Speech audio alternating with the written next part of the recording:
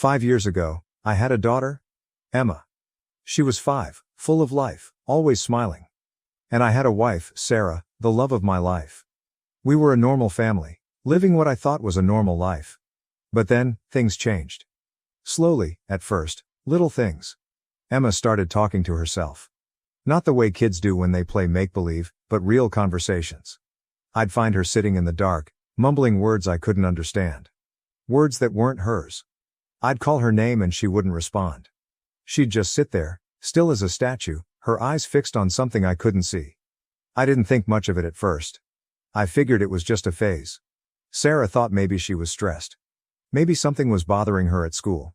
We tried to talk to her, but Emma, she wasn't Emma anymore. One night, I woke up to strange noises coming from her room. I'll never forget that sound. It was like a growl, deep and guttural, but coming from a little girl's throat. I got out of bed, ran down the hall, and opened her door. Emma was standing in the middle of the room, staring at the wall. She didn't turn around when I walked in. Her body was stiff, her head tilted at an unnatural angle, like she was listening to something. I called her name. Emma? She didn't answer. Then her head. It twisted slightly. Not all the way around, but just enough for me to see her eyes. They were black, empty, cold. And she spoke. But it wasn't Emma's voice. It was layered, like 100 voices speaking at once. "Daddy," she said, "it's not safe anymore. I should have known then. I should have done something. Taken her to a priest, taken her anywhere. But I didn't. I was too scared, too confused." Sarah didn't believe me when I told her. She thought it was stress, maybe sleepwalking. She said we needed to calm down, that everything would be fine. She stayed with Emma that night, tried to comfort her, tried to make things normal again. That was the last night I saw Sarah alive.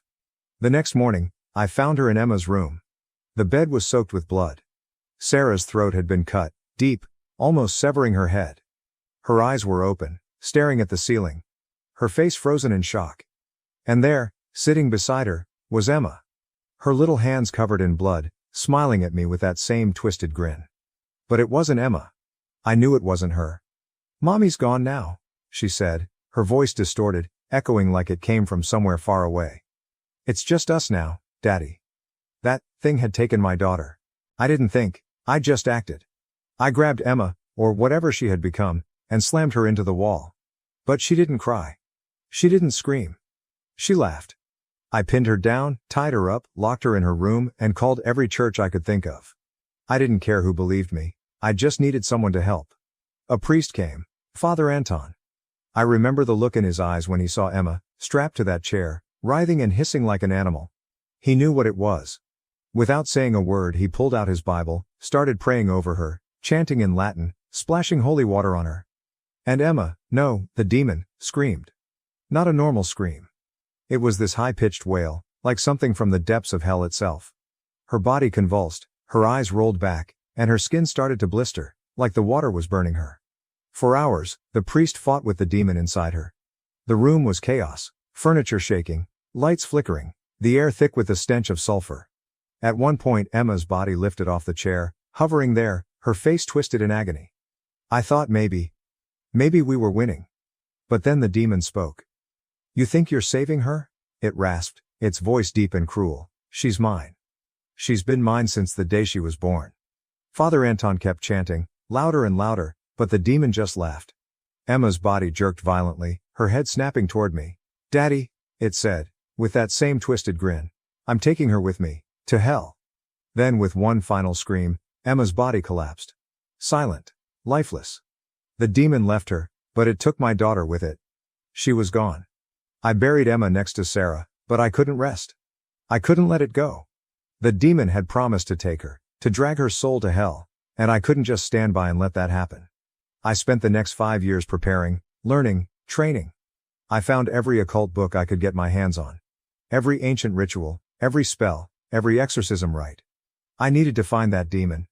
I needed to drag it out of hell, to make it pay for what it had done. And now, after all this time, I've found it. I summoned it. The bastard is here. I know it's coming.